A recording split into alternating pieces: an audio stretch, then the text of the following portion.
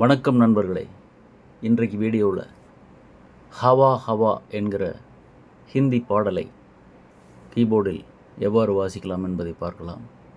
இந்த பாடல் ஏ மைனர் என்கிற ஆறுகட்டை சுருதிக்கு நடபைரவி ராகத்தில் அமைந்திருக்கிறது.